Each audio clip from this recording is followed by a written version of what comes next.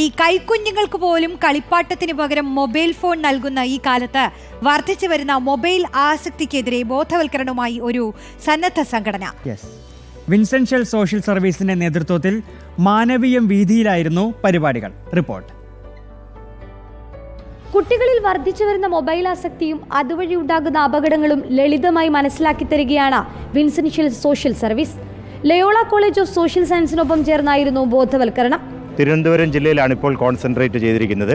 തുടർന്ന് ഞങ്ങൾ കോട്ടയം ജില്ലയിലേക്കും അത് വ്യാപിപ്പിക്കാനായിട്ടുള്ള ചർച്ചകളും പ്രാഥമിക സംവിധാനങ്ങളും നടന്നുകൊണ്ടിരിക്കുന്നു. വേൾഡ് സേഫ് ഇന്റർനെറ്റ് ഡേയുടെ ഭാഗമായി സംഘടിപ്പിച്ച പരിപാടിയിൽ തെരുവ് നാടകവും മൊബൈൽ ഫോൺ ചാലഞ്ചും ഉണ്ടായിരുന്നു. ചലച്ചിത്ര അക്കാദമി ചെയർമാൻ പ്രേംകുമാർ ആയിരുന്നു ഉദ്ഘാടകൻ.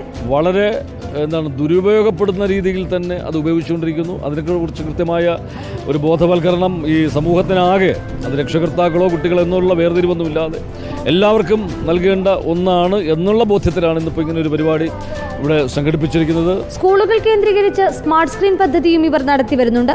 കുട്ടികൾക്കിടയിലെ മൊബൈൽ അഡിക്ഷൻ കുറയ്ക്കാനുള്ള പദ്ധതിയാണിത്. റിപ്പോർട്ടർ, തിരുവനന്തപുരം.